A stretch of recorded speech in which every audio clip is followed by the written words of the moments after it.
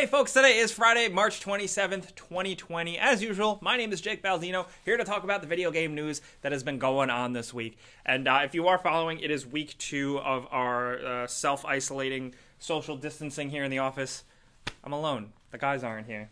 I really miss them. I miss you guys. You guys see this video, obviously. Miss you. But we're coming at you live from one of the epicenters of the coronavirus here in the United States, New York, baby! And we still gotta talk about video game news. So let's just jump right into it. And first, talk about Warzone, which has been in the headlines most recently because of players' concerns over cheaters and hackers running rampant, and there's a big concern that the game will kind of fall prey to what many other battle royale games have kind of been susceptible to, and that's just rampant cheating. Dexerto did a really good report on it. That's linked in the description below. But something I did want to point out, a very recent example that went a little viral. Some guy, like some cheater, posted on TikTok that he had hacks in like this crappy little TikTok video, like bragging about it. So then, of course, the Call of Duty community went to work, put it right on Reddit, and reported it, and Infinity Ward themselves responded immediately and presumably took care of it. It's really funny just to point that out, how ridiculous that went down, but it is indicative of the greater concern that players are having, that they want Infinity Ward to do more. They want more eyes on this, because it seems like a lot of the Call of Duty community is having a lot of fun with Warzone, regardless of the platform, and they don't want to see it become like Cheater Island, like how PUBG was at a certain point, you know? There's a lot of very interesting takes out there just on threads and stuff of people playing and their experience with both speed hacks and aimbots and stuff like that, and it's unfortunate, and I hope it doesn't get worse. But we're here to talk about fun stuff too. Let's have some fun. Nintendo had a Nintendo Direct yesterday, Nintendo Direct Mini, which dropped a lot of bombs. For me, the most exciting things, we got a new look at Xenoblade Chronicles Definitive. We also got a ton of announcements for third-party games.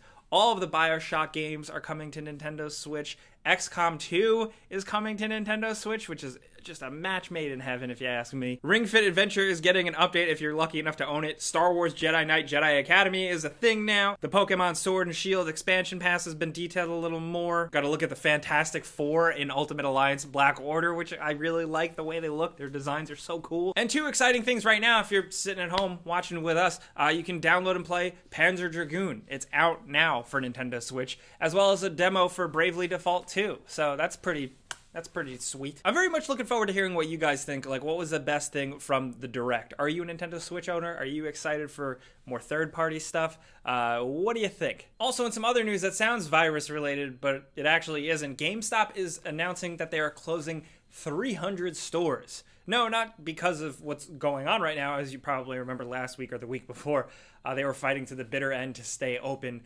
even to sacrifice their employees' health. But no, they're actually closing 300 stores in an act of, their quote is de-densifying. Of course, we've covered the woes of GameStop before, and this like breaking news acts as like a very substantial shift in change for them, finally kind of biting the bullet here, especially considering they closed 321 stores last fiscal year. So yeah, de-densifying is definitely the word, though, because there was a point where I lived in a town that had a GameStop in one shopping center, and then directly across the street, a busy road, like a 5-6 lane road, the other side of the street had another shopping center with another GameStop. So yeah. Remedy has announced that they have signed a special publishing deal with Epic, and essentially we're going to be getting 2 new Remedy games, one big AAA multi-platform game, and also a smaller tier game. I also am happy to talk about this because, as you guys know, I am a really big Remedy fan. I'm looking forward to getting my hands on the Control DLC, but interesting thing to note, interesting takeaway from this news,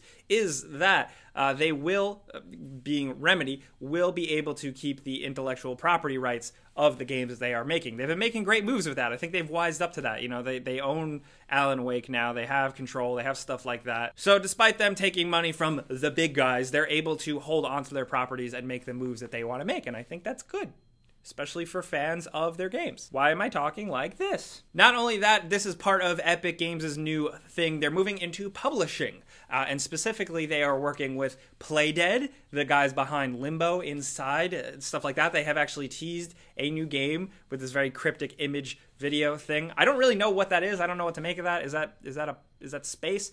I don't know. I really want to know what you guys think. Some speculation down in the comments might be fun. But they're also working with people who most recently are behind The Last Guardian, which is an interesting move. They're going to be working with a couple of developers to publish things. So that's something to, at the very least, keep an eye on in terms of like inside baseball in the video game industry. Now, I do want to talk about Life Alyx for a sec because number one, it's so good. It's so good. I put out a before you buy on it, and I love this game. It's probably going to be in my top 5 of 2020. It's very early. I know, relax, Jake, but it's really good. I hope more people can experience it. And interestingly enough, Valve News Network, who we have covered before, Tyler did data mine the game and was able to kind of reveal that you can view the game not in VR, and you can enable guns, and presumably a lot of crafty internet people are working on making it playable not in VR. Now, the video, which I linked in the description below, he very smartly points out on Valve News Network that the game is designed around VR, so it's not ever going to be perfect. And I still recommend, like, yeah, it's cool if you want to check out the work that the artists put in, but if you can't play it on VR, watch a really good YouTube Let's Play through, maybe without someone talking, because there is immersion, there is atmosphere there, and it's a story worth experiencing. It's definitely better if you're in it, yes, of course, but I just wanted to point that out. Now let's run down a couple of things you may have missed throughout the week. The first is Avalanche is teasing a new thing. Avalanche, of course, most recently is behind the Just Cause series and Generation Zero. They're apparently ramping up, making things bigger, and now this smaller avenue of them is making this game that has been teased. It's just kind of like a spooky monster cave. Flashes at the end suggest it's going to be a first-person shooter, horror-based. This is going to be made by, the new name of the people making it is Systemic Reaction, a wing of Avalanche Studios. Very curious to see what that is, and I just hope it has like a better launch than Generation Zero did.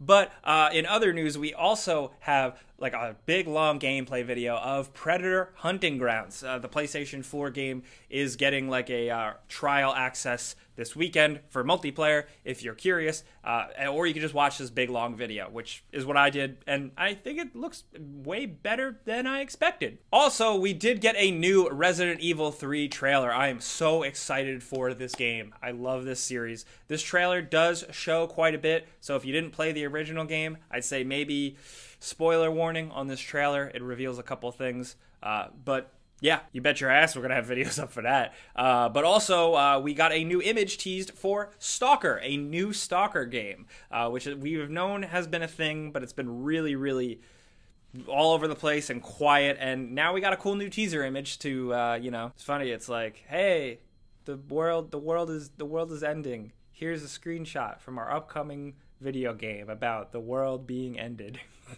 But I also want to talk about some news that, whoo boy. So we reported on this like a couple weeks back. Silent Hill, apparently Konami was shopping them out to Sony, who was going to be working on Konami properties and both a new Silent Hill game and a Silent Hills revival with the creative leads behind the original Silent Hill games. That rumor like freaking blew up the internet because it's honestly something we all kind of want. But alas, it turns out it isn't true. At least if you trust Konami, which I feel like most people, video game people on the internet, do not. A spokesperson for Konami denied the rumors. They actually responded to Rely on Horror, the website that initially reported this stuff in the first place. This is their quote. "We're aware of all the rumors and reports, but confirm they are not true. I know it's not the answer your fans may want to hear. It's not to say we are completely closing the door on the franchise, just not in the way it is being reported."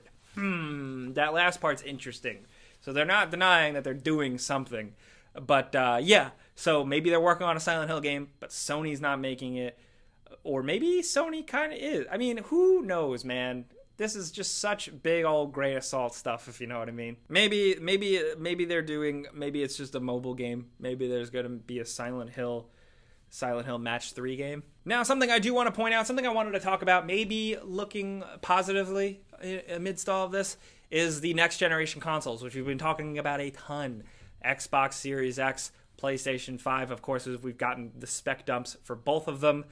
We know that most teams in the video game industry are working from home at this point. Operations are kind of at least a little disrupted in certain ways. Xbox Game Studios head Matt Booty did go on record saying that they are facing these unique constraints and challenges, but they are trying to work through them. But ultimately, they are focused mainly on the health, safety, and welfare of the people developing all of the games under Xbox Studios. So this is an interesting thing I just wanted to put out there, is that like we're talking about like supply constraints and whether the next console launches are going to happen, but also the games being developed for them. What's the deal with them? Because their workflows are definitely being upended a little bit. The people behind, 343 behind Halo have also recently said that they've had to adjust to the new workflow, but no one has actually said that they are delaying anything yet. So I guess that's kind of cool. Although it does seem like Minecraft Dungeons is going to be delayed, but that's a small thing. I do also want to give credit where credit is due and recommend a really good video from IGN. It's linked in the description below,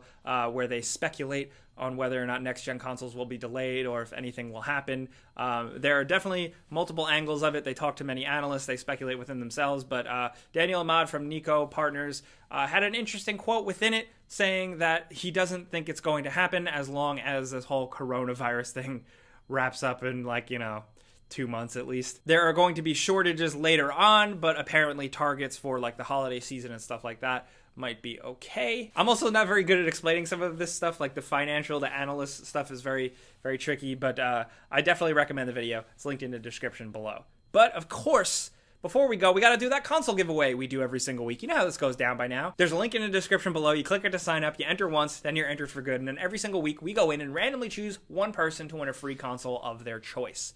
And this week's winner is going to be this person right here. Congratulations. Be sure to keep an eye on your inbox, your spam box, stuff like that, because we're going to be reaching out to you to find out how we can send you your free stuff. And we know that people are facing some very difficult times right now. Whoever you are, whether there's no reported cases near you or you are and you're social distancing, maybe you lost your job, you're not working as much, you're doing schoolwork from home and it's awkward. Whoever you are, we know everybody's facing very difficult times and different angles. So we're going to try and do some game giveaways. So keep your eyes peeled on our social media and also the community posts that the channel can put out on your YouTube feed, because we're going to be working on some stuff early next week. But that's it. You're now officially caught up in video game news for this week. Thank you guys for coming around and watching. We do really appreciate it, especially in these times. I do want to hear from you guys in the comments what you think about everything. Speculation about the consoles being delayed. Konami maybe still making a Silent Hills game, but not with Sony. Also, have you encountered any cheaters, hackers in Warzone, any aimbot bullshit? Let's talk about anything video game stuff going down this week. Let me know what you're playing. We'll be down in the comments as much as possible. Things get a little crazy though, so like I always say, if you want to yell at me directly, find me on Twitter and Instagram at Jake Baldino. But thank you guys for real. Clicking the like button does help. We appreciate that. And if you're new, maybe consider subscribing, because we put out videos every single day. But as always, thanks for watching. We'll see you guys next time. Pizza's on me. Be safe out there.